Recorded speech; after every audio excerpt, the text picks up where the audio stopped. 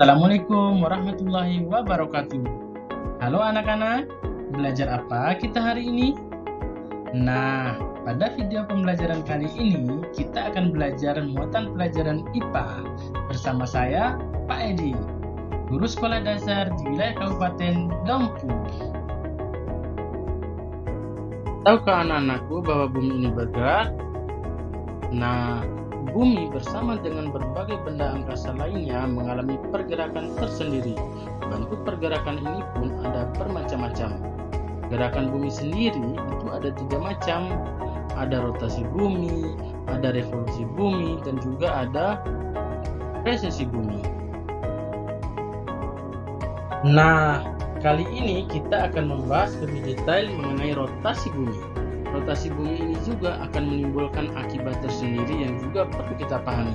Oleh karena itu, kita juga akan membahas tentang akibat dari rotasi bumi. Yuk simak baik-baik. Pengertian rotasi bumi dapat dipahami sebagai perputaran bumi pada porosnya atau pada sumbunya. Lama proses peredaran bumi mengelilingi sumbunya ini disebut kala rotasi, yaitu selama 23 jam 56 menit 4 detik. Kala rotasi ini dikenal dengan 1 hari. Lalu, kalau bumi berputar terus, kenapa ya kita tidak merasakan perputarannya? Nah, jawabannya adalah rotasi bumi ini bergerak dengan arah yang selalu tetap atau konstan, yakni selalu dari barat menuju ke timur. Karena arahnya yang tetap ini dari barat ke timur, justru membuat benda-benda angkasa lainnya bergerak dari timur ke barat. Selain itu, perputaran bumi mengelilingi porosnya ini tidak akan kita rasakan karena adanya gaya gravitasi bumi. Jadi, gaya gravitasi bumi ini dapat menarik semua benda ke arah bumi itu berputar. Untuk membuktikan bahwa bumi mengalami rotasi, maka para ilmuwan melakukan percobaan. Salah satunya yaitu percobaan yang dilakukan oleh Benzenberg dan Reitz. Percobaan Benzenberg ini dilakukan pada tahun 1802. Percobaan ini dilakukan dengan cara menjatuhkan peluru dari puncak menara. Dari percobaan yang dilakukan itu, diperoleh hasil yang menunjukkan bahwa peluru tersebut tidak jatuh tepat di bawahnya, akan tetapi bergerak agak melenceng ke arah timur. Pergeseran jatuhnya peluru tadi terjadi jika semakin jauh suatu benda di pusat bumi, maka akan membuat kecepatan rotasi semakin cepat. Karenanya, ketika peluru dijatuhkan dari atas menara, peluru tersebut akan terlebih dahulu menuju ke arah timur daripada ke permukaan bumi. Kemudian, beberapa tahun setelah percobaan itu, tepatnya tahun 1831, Reitz yang juga melakukan percobaan yang serupa. Dari percobaan Reitz ini diperoleh suatu hasil yang juga menunjukkan fenomena yang hampir sama dengan percobaan Benzenberg. Oleh karena itu, percobaan tersebut pun kemudian dikenal dengan percobaan Benzenberg dan Reitz. Nah, itu tadi salah satu percobaan yang dilakukan oleh ilmuwan untuk membuktikan bahwa bumi itu berputar.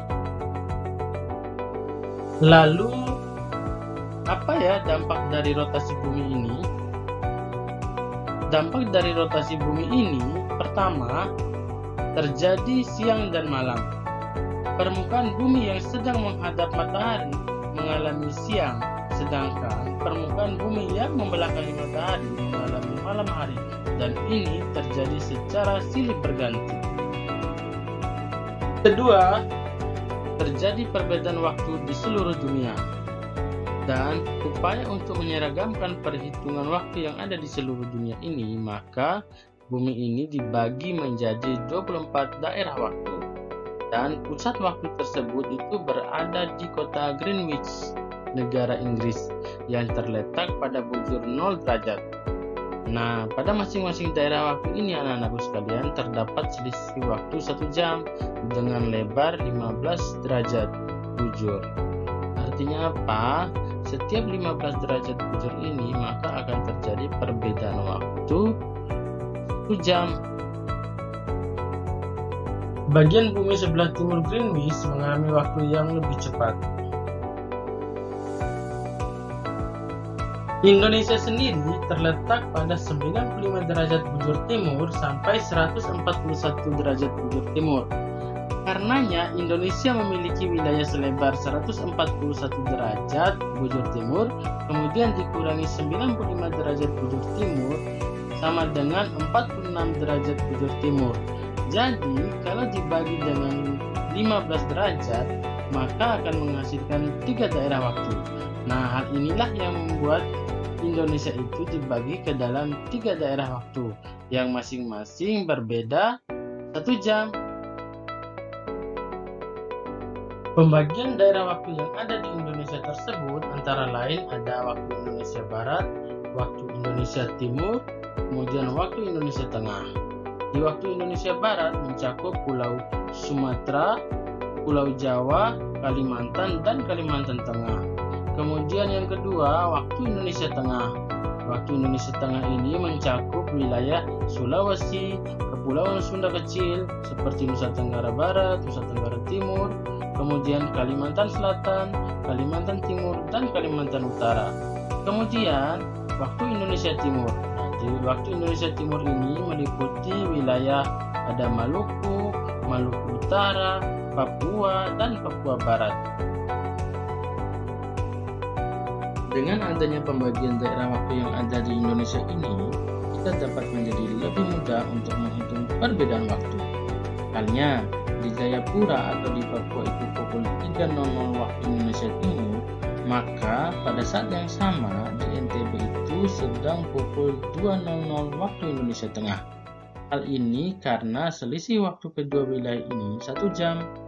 Nah, bagaimana ya anak-anak dengan yang di Jawa dan di Sumatera?